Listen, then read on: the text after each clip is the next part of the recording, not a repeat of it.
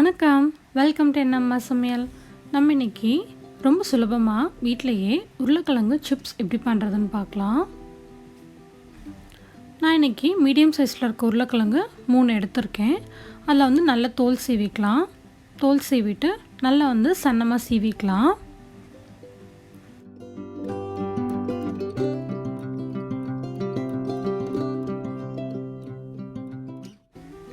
இப்போ நல்லா இந்த மாதிரி சன்னமாக சீவினதுக்கப்புறமா இதை தண்ணியில் சேர்த்து நல்லா அலசிக்கலாம். இந்த மாதிரி உருளைக்கிழங்கா தண்ணியில் சேர்த்து அலசும் போது இதில் இருக்க எக்ஸ்ட்ரா ஸ்டார்ச்லாம் வந்துடும். இந்த மாதிரி அலசாமல் டைரெக்டாகவே நம்ம எண்ணெயில் சேர்த்து பொரிச்சிக்கலாம். பட் அப்படி பண்ணும்போது ரொம்ப நாளைக்கு நல்லா மொறுமொறுன்னு இருக்காது. இப்போ நல்லா கழுவுனதுக்கப்புறமா தண்ணியெல்லாம் வடிகட்டினதுக்கப்புறமா இந்த மாதிரி ஒரு துணியில் போட்டு நல்லா கொஞ்சம் நேரத்துக்கு காய வச்சுக்கோங்க. அப்படி தொடச்சி விடுங்க லைட்டாக மேலாப்பில். ஸோ இருக்கிற தண்ணியெல்லாம் போனதுக்கப்புறமா நம்ம எண்ணெயில் வறுத்துக்கலாம்.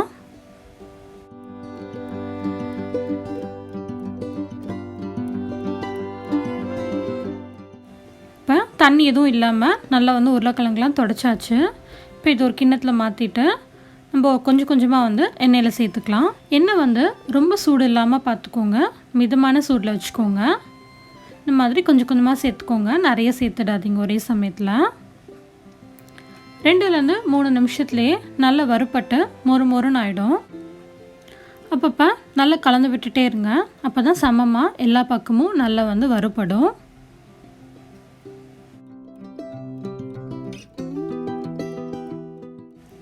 இப்போ நல்லா மொறுமொறுன்னு ஆயிடுச்சு. எண்ணெயோட சலசலப்பும் அடங்கிருச்சு. இப்போ எண்ணெயிலேருந்து எடுத்துடலாம். இதே மாதிரி எல்லாத்தையும் வறுத்து எடுத்துடலாம். இப்போ இந்த சிப்ஸுக்கு தேவையான அளவு உப்பு சேர்த்துட்டு காரத்துக்கு 1 டீஸ்பூன் மிளகாய்த்தூள் சேர்த்துக்கோங்க.